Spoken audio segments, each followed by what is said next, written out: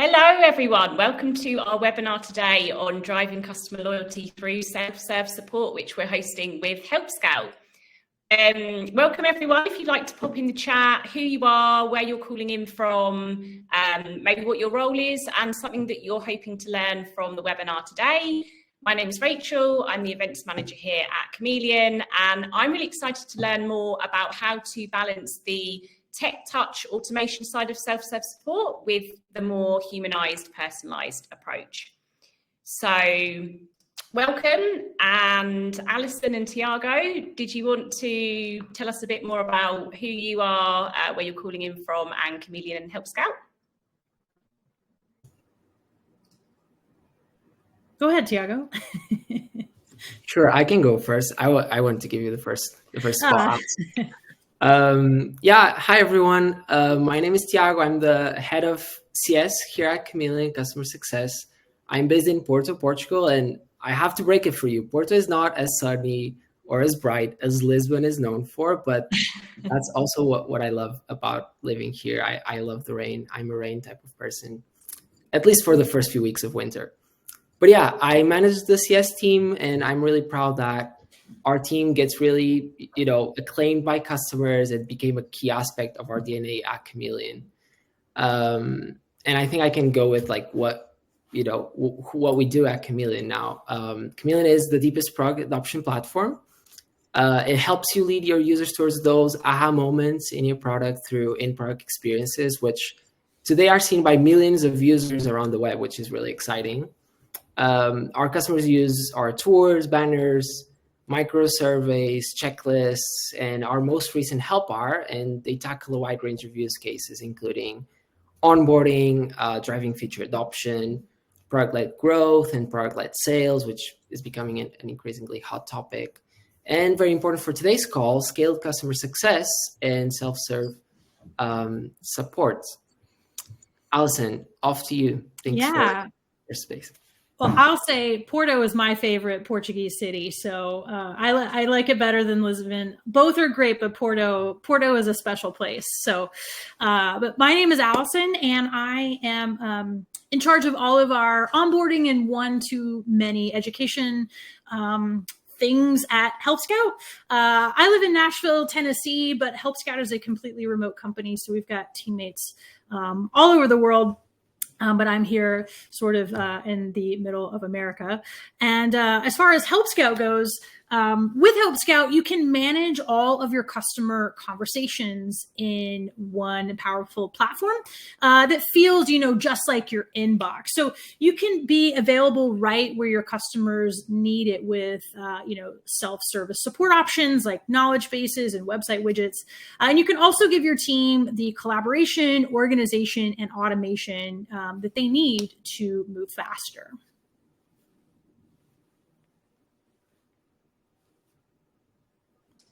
Great, thanks Alison and Tiago for sharing a bit more there. So let's quick run through of the housekeeping, just to let you all know that this session is recorded today, and yes, we will be sending you the recording and the presentation afterwards. So if you have to nip out at any point, no worries. Please ask questions. We're all here to learn. So if you have a question, we'd be delighted to answer it at the end in our Q&A. Just pop it in the questions tab, which is in the bottom right. And I will be posting some resources in the chat throughout, so feel free to just grab them as we go. What we're going to cover today, so why are we talking about this topic? What is the importance of customer loyalty and retention at the moment, particularly in SaaS? And how does self-serve help with that? Some key self-serve metrics, guiding principles for effective self-serve support. So within that, we're going to talk about the topic that I'm most excited about, which is balancing tech touch and human touch, identifying friction and a couple of others, and then some methods to put it into practice. And then we'll come on to our Q&A at the end. So a quick poll I'll pop out. Just if you could let us know, what are your biggest challenges with providing self-serve support? And this is just in the polls tab, which is in the bottom right.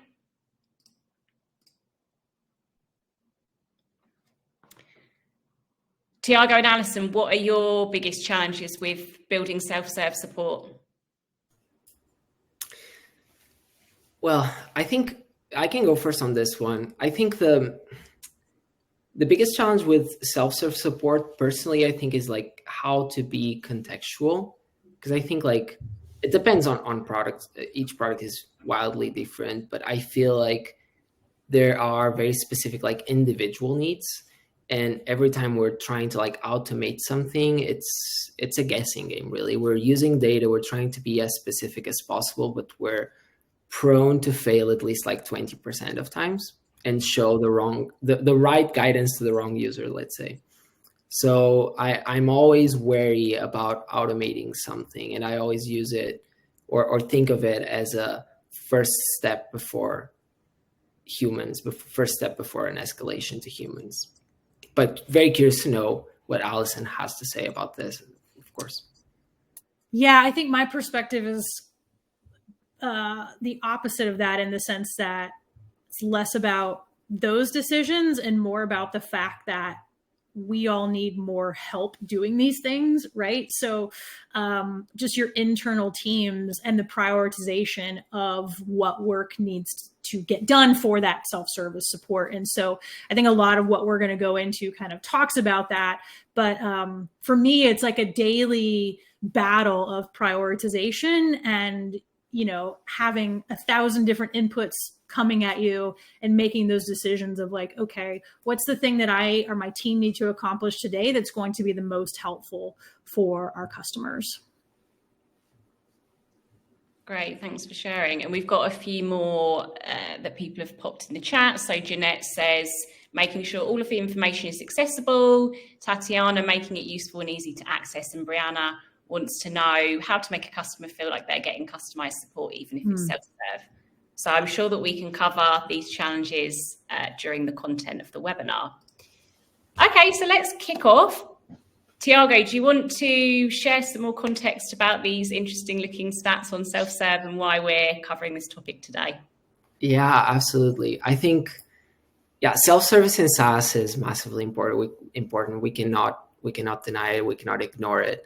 And that's what data is telling us. Like we have there in the slide, 81% of customers self-serve before reaching out to support. This is huge. Would be like numbers that would come into your human reps. 91% would use a help center or knowledge base if available and suitable to their needs. So that's huge as well. And 77% would view companies more positively if they have self-service. So data isn't lying and the advantages are numerous. So if we have self-service, customers can find answers more quickly. They can reduce friction towards getting value, which is the most important thing. And it's becoming the number one thing for Scale CS is how can we drive value at scale? They can resolve issues without depending on a one-to-one interaction with a support team, which is time consuming and can be resource intensive for your company. So that's dollars in there as well. And all of this leads to an enhanced customer experience. So less friction and speaking more clearly to the needs of each customer individually. So after implementing a self-serve motion, what we see is that companies have customers that stick around for longer, so higher retention rates, and they just see higher engagement and results in their voice of customer programs. So CSAT goes up, NPS goes up, and this means that customers just speak more highly of their service. And this can have an impact on G2 reviews and other peer reviews as well, generating loyalty. And all companies do this all while optimizing resources for efficiency. So there's a two-way scenario here. It's really, we cannot really deny how important this is right now. And it's only going to become more important in 2024.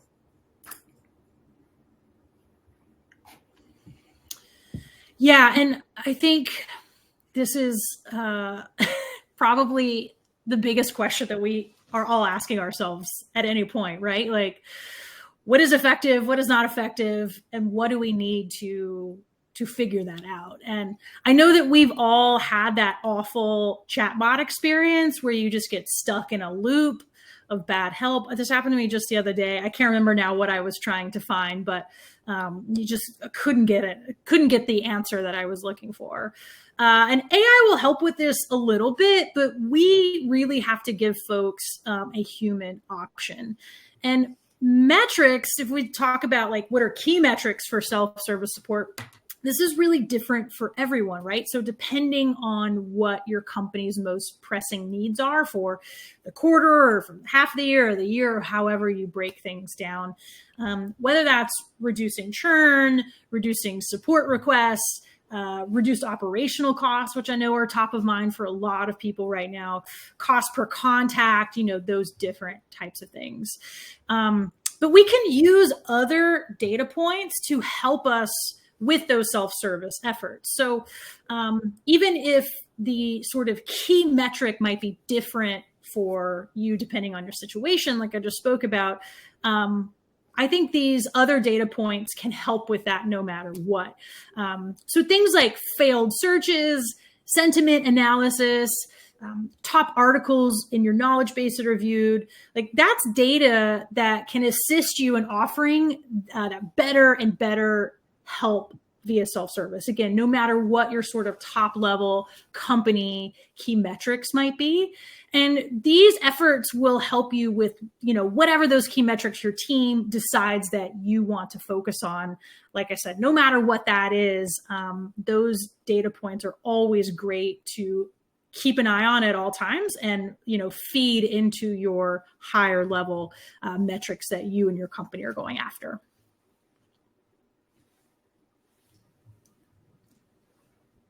Great. Okay. Thanks so much.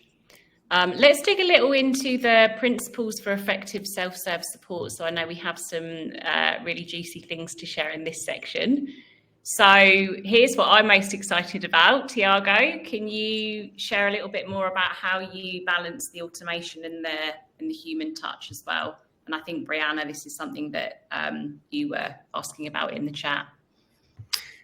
I think, as I said, this is probably like what I consider most challenging. I think it is one of like the biggest, like the key principles if you want to, as Alison said, just like move away from just having a chatbot. It's like you really want to think how automation complements the level of service that you want to provide.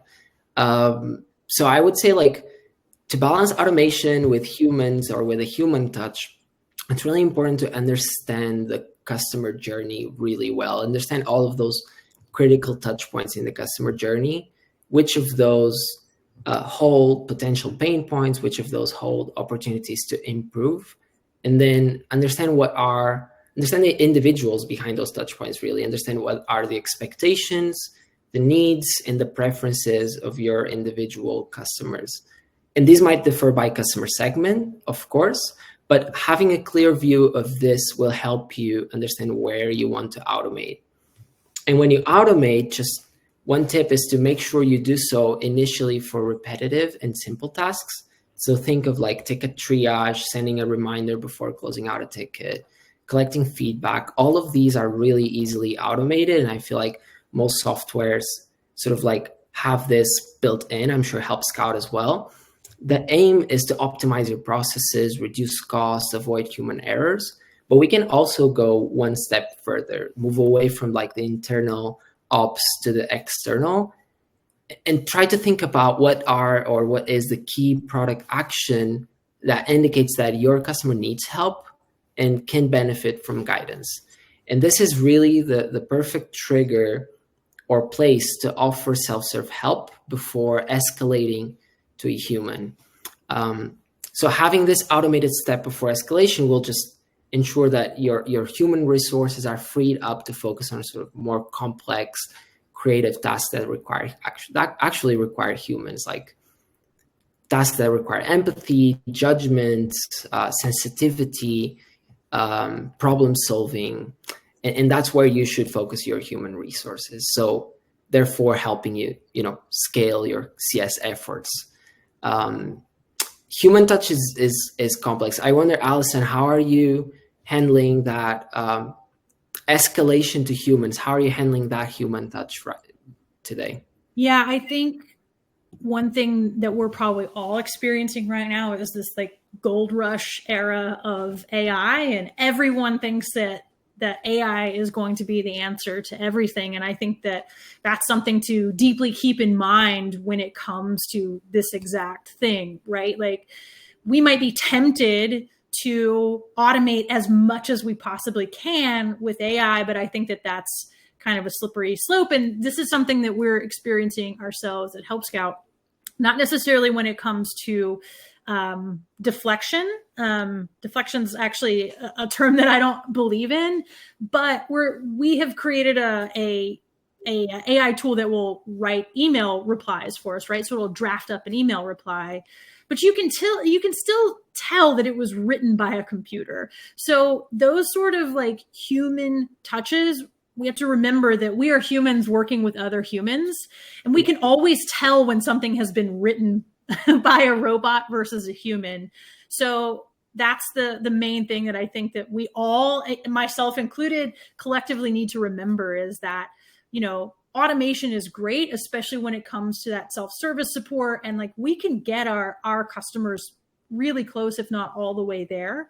But when that time comes to have that human interaction, we need to make sure that that human interaction is still completely there, and we don't completely throw that out towards AI or anything like that.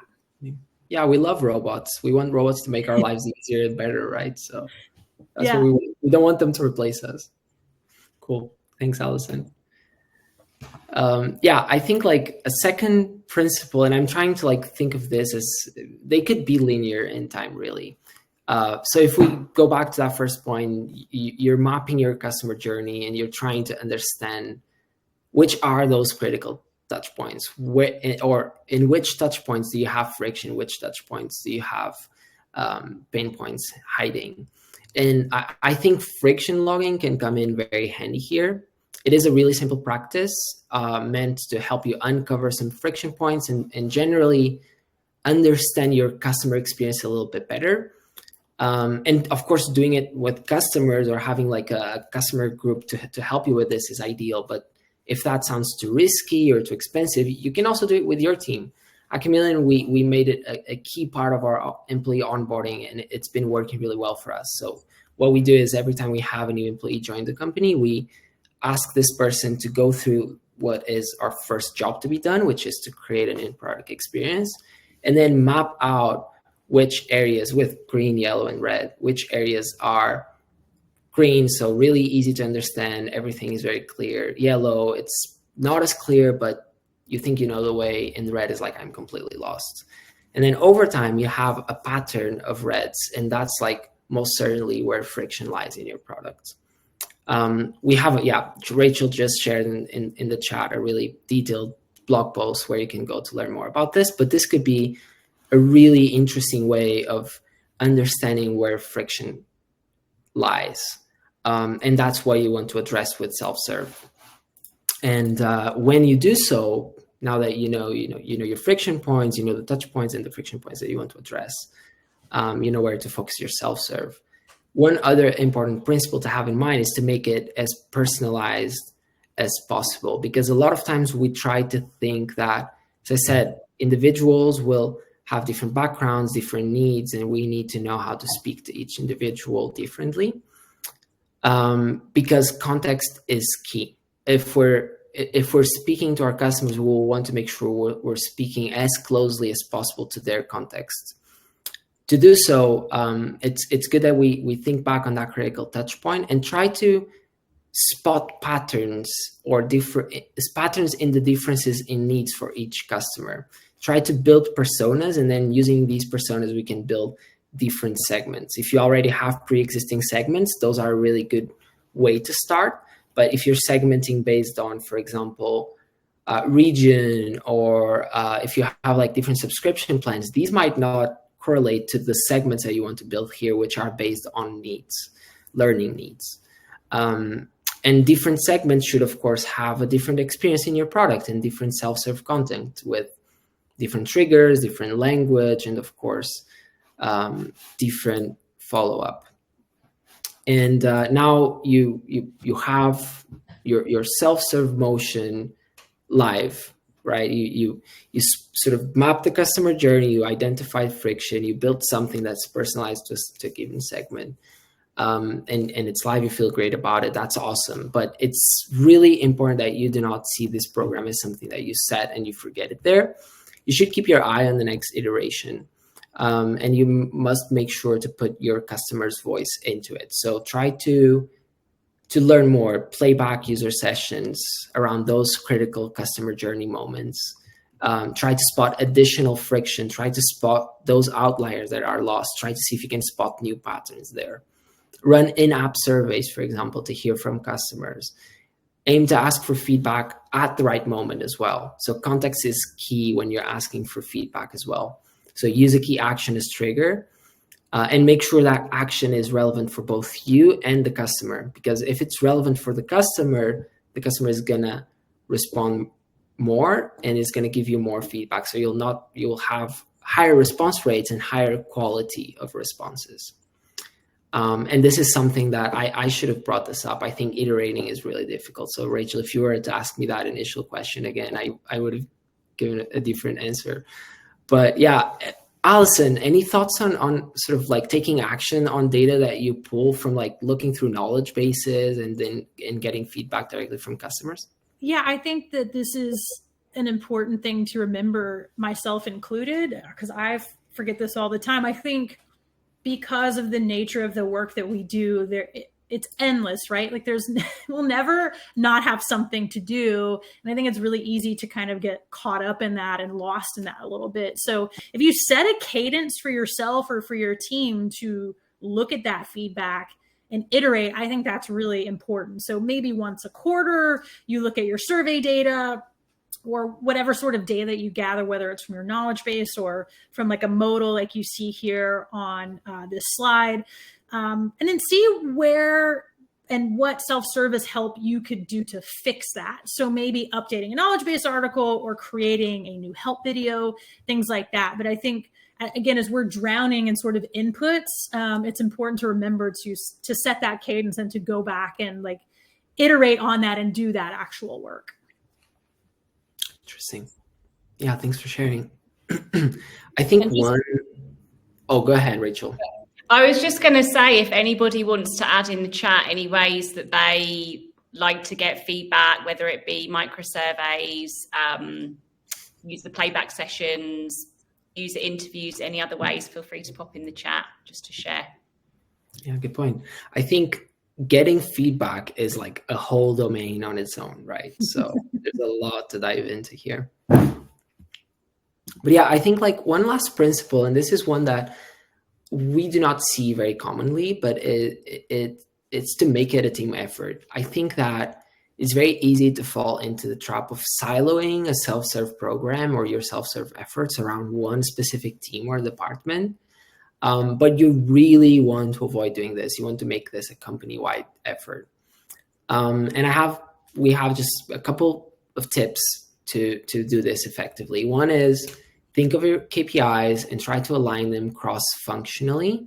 Make sure there's agreement across the board, from product to sales to marketing, all the way to customer success and support. And try to bring in other teams and their specific responsibilities. So for example, bring in your product team and make them accountable to build around self-service help, or to think of like which self-service help we would need to make users adopt this feature. And a lot of that can go directly into the product, into the design itself. So I think these are just, of course, it will depend very intensively on like different companies will have different ways of going about this. Alison, how are you doing at Help Scout? How is self-serve help working across the board? Yeah, we work with not only our product, but also our marketing teams as well to kind of put our heads together on data for this, right? So, your product and your data teams can give you that wealth of information on places that you should focus more of your time for those one to many, content areas. So things that convert really well, that add to long-term retention, or things that are confusing to people and do not have much adoption. All of those things that you can build your self-service help around, and your product and your data teams can help you with that. So example, Last year, I worked with our head data engineer to figure out what the stickiest parts of Help Scout were. And so what he did is he went and looked through a bunch of data and figured out that if our customers do X, Y, and Z, they retain at a much higher rate than anything else. So we kind of doubled down on that and put a lot of effort into education around those specific tools. And your marketing team is probably sitting on a lot of that valuable data as well. So things like, what keywords do people search to find your company? How are they asking questions?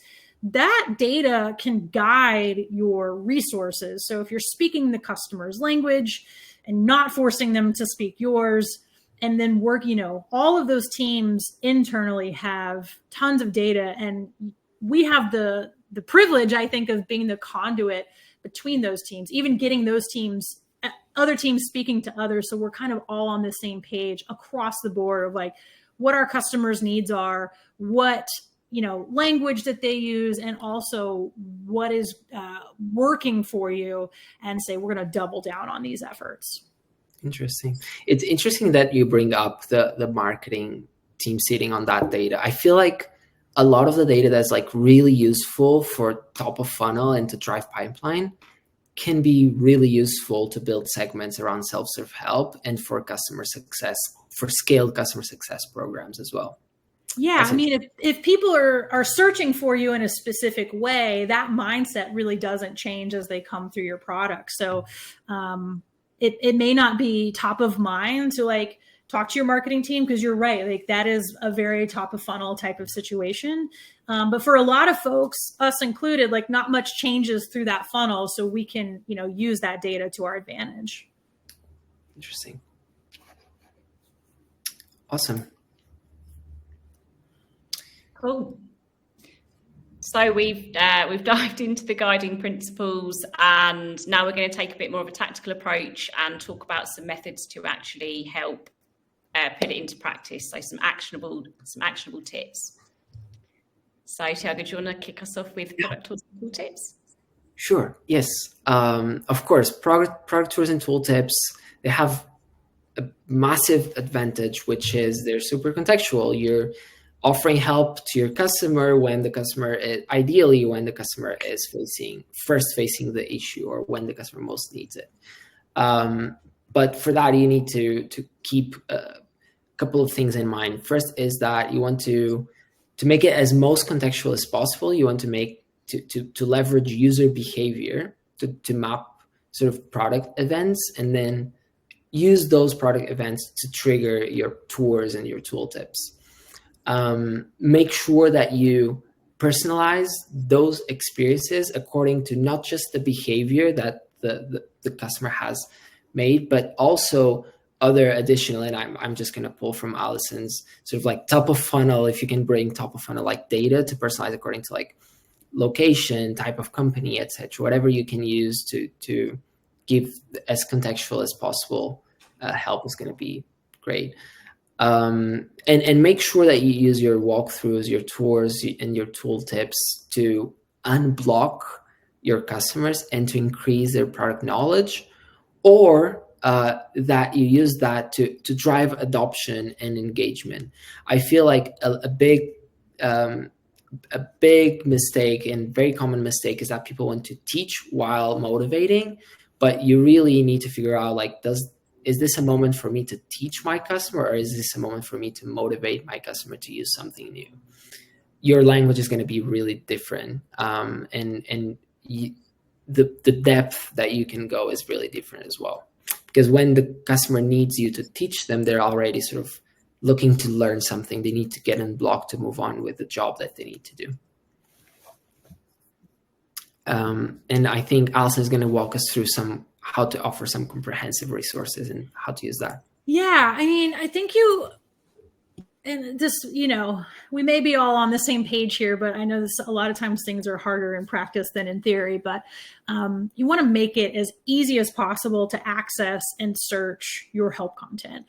or really any content, any content that you have out there that's going to, help someone along their journey. So whether it be a visibly linked knowledge base, a widget placed on your website that is on every page, easy access to those help options inside your app, things like that. If I can search for an answer on the same page or place that I have a problem, I can very easily help myself. And I can also do that within the context of where I am, and also, before I just bounce and not return, essentially.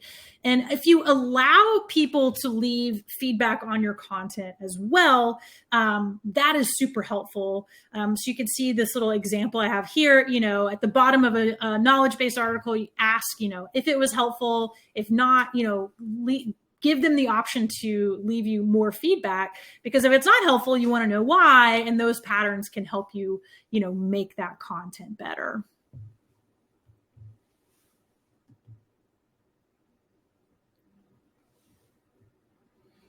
And then, so one-to-many strategies is is my love language, is a thing I love talking about the most, because this is just so much of what I do every day. But doing any form of one-to-one support is extremely expensive. I doubt you would get buy-in from it from leadership. It's just really hard to make that the case for that, right? But there are many people out there who want to learn in a live environment where an expert can answer their question for them. So we do this by hosting several live demos a week that anyone is welcome to sign up for, whether you have an account with us or not. All are welcome. And in these, we see anywhere from 5 to 20 attendees. And those live assets that we create, whether it be a demo or maybe we do some other sort of live class, education opportunities, things like that, those assets can easily become evergreen so that people can learn however they would like. But you don't have to create the same content twice. So this is a perfect example. That same thing goes for like a webinar. If you host something like that, again, this is a very one-to-many type of thing. But this content will be evergreen, so you can put it on your website and you don't have those constraints of like just doing it live, or the constraint of like wasting that education opportunity because it's already passed. And adding this type of content to your knowledge base can cover the entire customer lifecycle, from learning how to get started to answering even more complex issues. So maybe you do, other events or live things that get deeper into your product. So, maybe to help customers that have been with you for 6, 9, 12 months, but maybe want to get a more advanced look into your app or your product. That's a great opportunity to do that. But again, you can do that once and then have that education live forever. I love how it becomes a flywheel when you use, you have this class and then you can just reuse it and share with folks. That's awesome.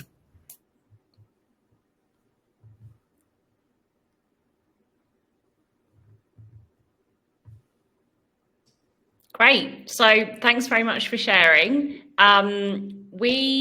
Chameleon's just launched a new product called Help Bar, and we'd like to share a little bit more information about it with you all today, because it is a product that helps customer success teams drive self-serve at scale.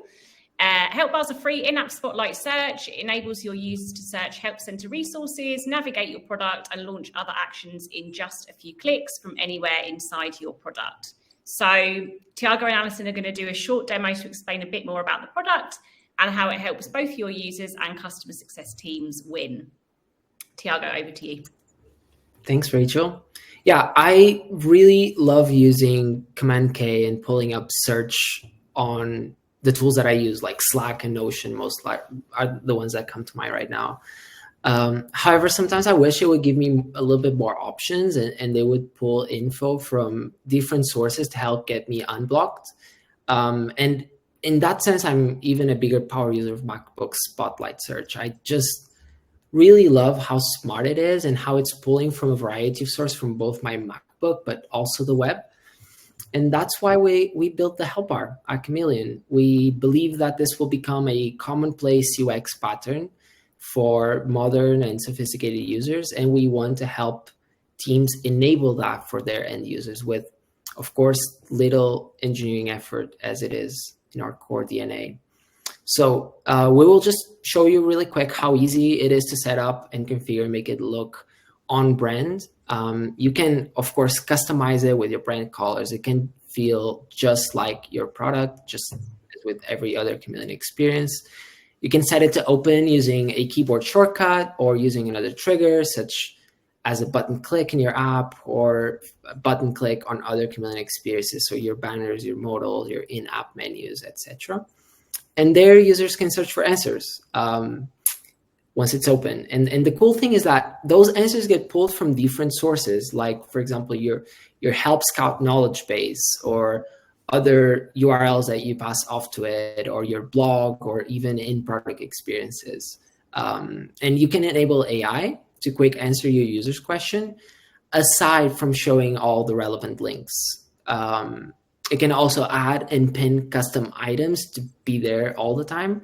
And this is really useful, for example, to have your users schedule calls with their dedicated CSM, for example, or with a support team during implementation, or to open an interactive demo or a Figma prototype. There's a lot of actions that you can really set up here. Personally, what I'm most excited is how the help bar is helping CS teams scale. I feel like scaling CS has been a really hot topic lately. I sense it will become huge in 2024 as teams try to aim for efficiency at all costs. And I personally think, and this is probably an unpopular opinion, but I think it has not been fully figured out yet. I think there's a lot of theory out there. There's a lot of bright ideas, but I do not think many teams have solved it yet. And the help bar will become a really important tool to enable just that, just by reducing ticket volume and enabling teams to focus on providing proactive guidance. It can really make the difference to scale your CS efforts. And it's making for us already, which has been really awesome to see. So pass it off to you, Alison, to show us how it works with Help Scout and how it's pulling info from Help Scout's knowledge base. Yeah, I'm going to share my screen here. Let me know if this goes horribly awry.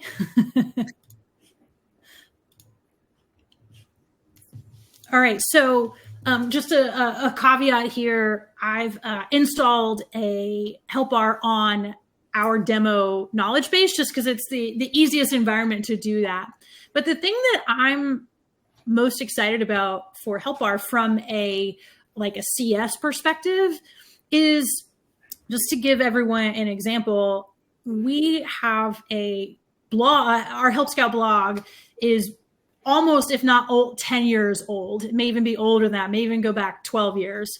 There is so much content on it that we can essentially, and I need to say this to our content team, but we could probably treat our content team like they're a part of our success team because of the amount of content that they're putting out. But the problem there is that it's kind of in a silo, right? Like it's just on helpscout.com/blog. It's hard to disseminate that information out to other places, which is a real shame because there's just so much there. But that's, to me, the coolest thing about Help Bar is that you can pull all of those knowledge sources in together. So when I command K here and I pull up Help Bar, and let's just say I want to search for automation, you can see I've connected two different knowledge sources here. So I have our support site, which, is going to get into how to do automations with Help Scout. But I've got the blog here as well. So that's going to give me the why, which is more of the success-oriented type content. So, if you have a customer who's either in your app or on your knowledge base or whatever environment they might be in, especially like a trial customer or a brand new customer, you can help them in more ways than one than just your knowledge base. And you can use those other sources which is just the coolest thing. So you can see here, you know, I'm able to pull in all of that content that otherwise would have not necessarily been wasted out there, but would have been not used. And now I can get that in front of my customers really, really easily, so they can kind of, in our parlance, like solve the job to be done while also learning how to do that within my product. So there's a ton of potential there. The other Help Scout bit that I love about Chameleon is if you're doing any other, like a product walkthrough, and you can connect your little modal in as you're doing that walkthrough to a Help Scout help article. So if you're using Help Scout to host your knowledge base, and you're doing a product walkthrough, you can very easily link someone right to that knowledge base article with Chameleon as well. So lots of fun ways that you can do that. But as a longtime success person, this I think is really exciting. Again, in the sense that you can use all of those different knowledge sources to help your customer in one place. They don't have to go dig through our blog now to get this help. They can just, you know, we can take it to them instead of them having to seek that out.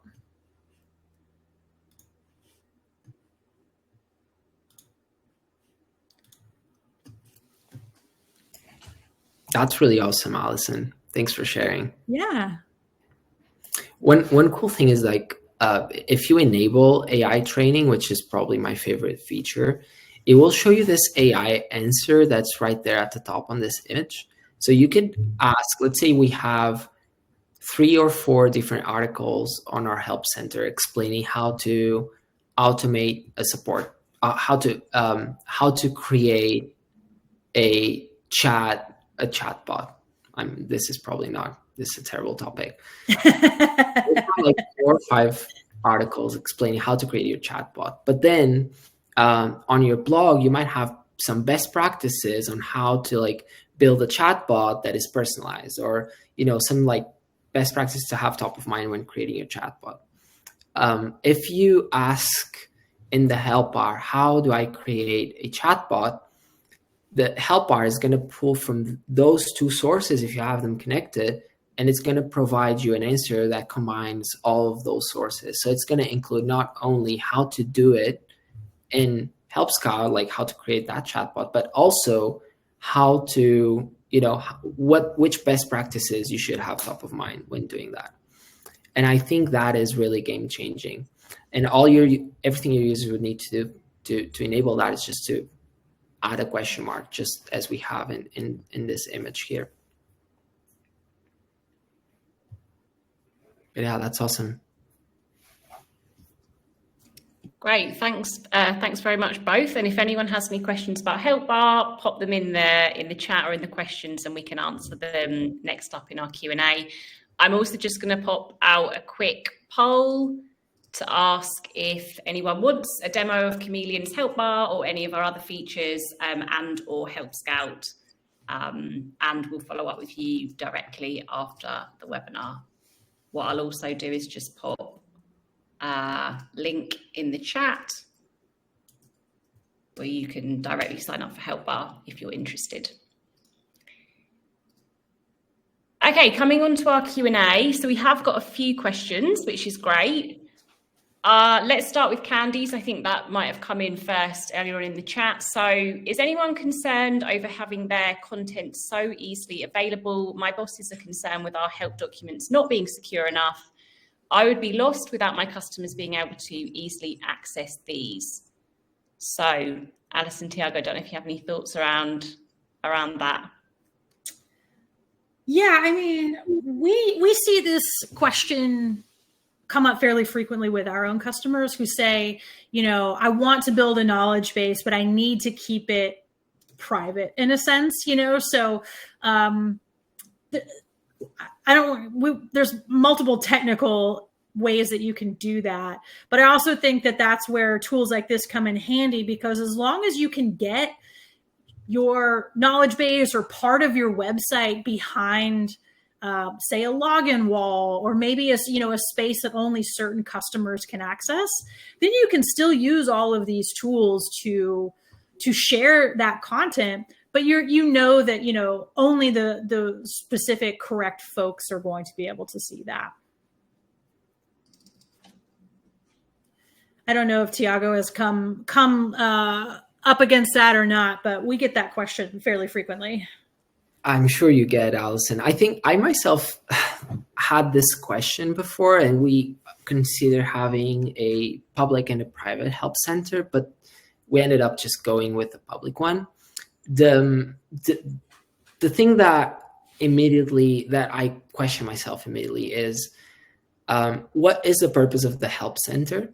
And if that is to educate your users, and your information cannot leave publicly because it's going to be like, it could be used by your competitors or something, or it's sensitive enough that it cannot be public, then you can always find ways to like take that information that lives in the private help center to your users using different routes. So you can use, of course, product tours, but you can also use email. Like you can have a series of campaigns with links to that help center, etc. So what I want to say is, it's not just because your help center is public that your help center is easily discoverable. So you will need to build your own pathways and your trajectories to get your users into your help center as well.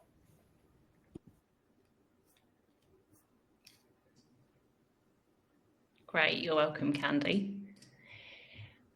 Okay, let's see what else we have. Ian, we tend to ask for feedback, but don't get a lot of meaningful responses. How can we get more users to share their feedback?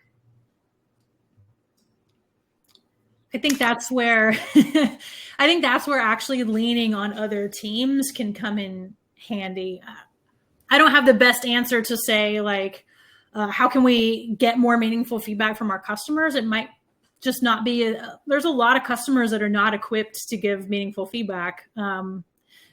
But maybe you can get after that same information from, say, talking to your product team or your marketing team or teams like that, what we spoke about earlier, and bridge that gap, because your customers are speaking to you through their app usage or their product usage, right? But while they might not be able to articulate feedback in their own way, they're still giving it to you through their product usage.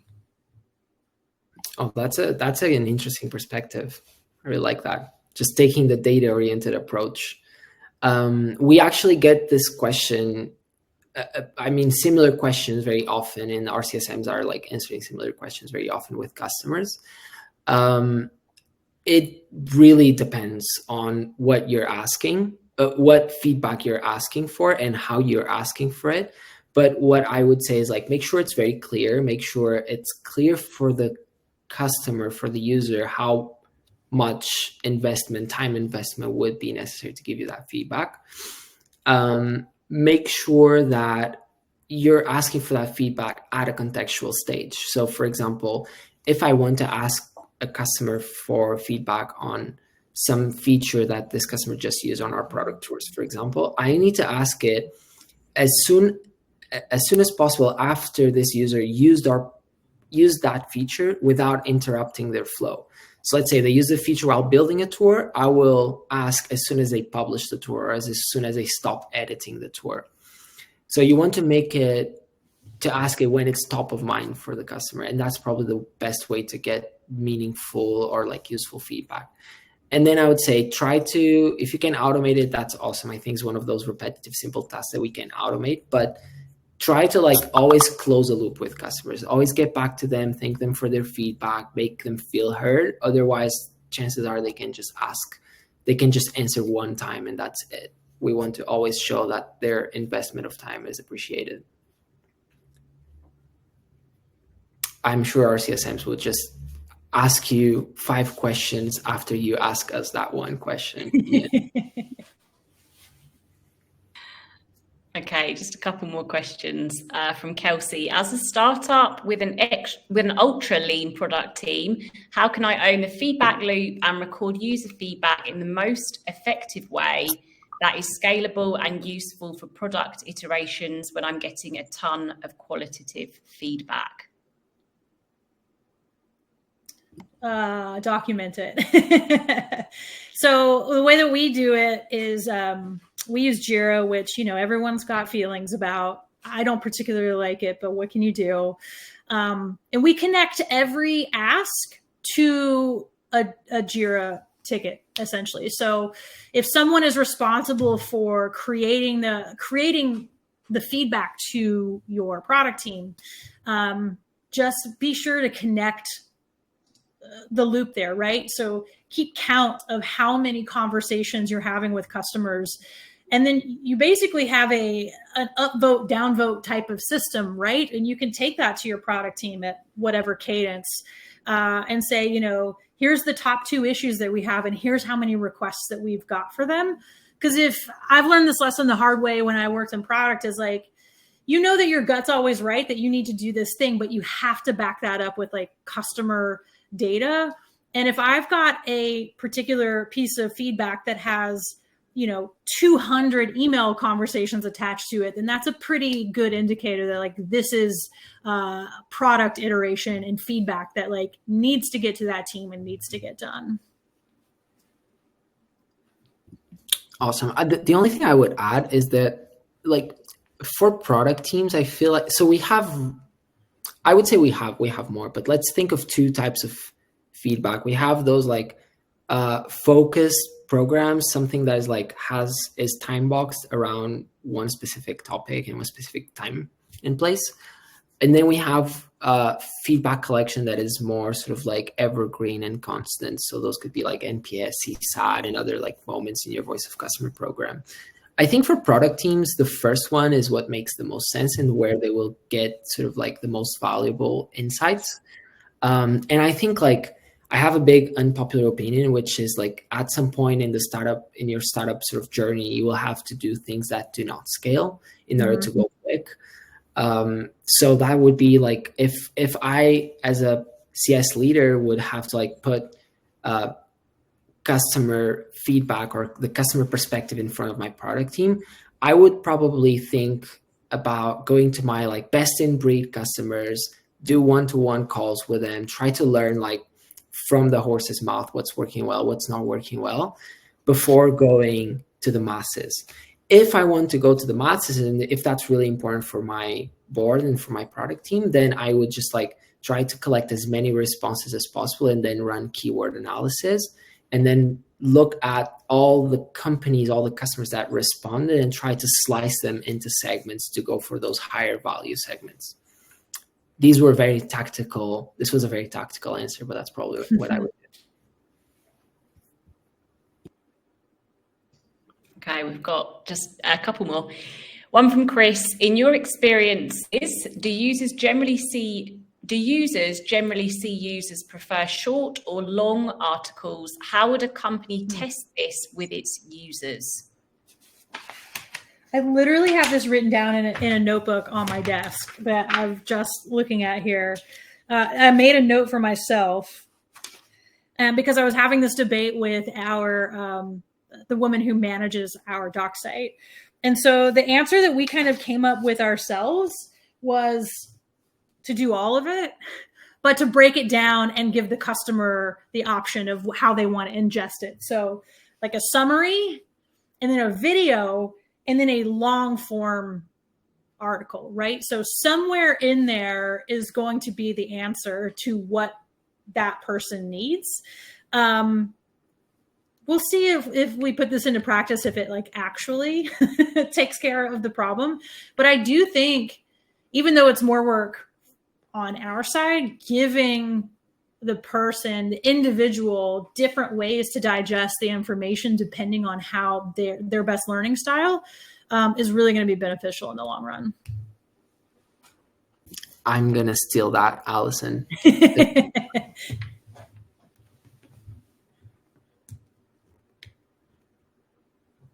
And I have nothing to add. That was brilliant. I'm literally taking notes as you speak. Yeah, I've been taking notes the whole time. So learning a lot myself, It's nice. We have one final question from Ian. Can Help Bar take over my Help Centre's default search bar? So when someone clicks that target, the Help Bar interface launches.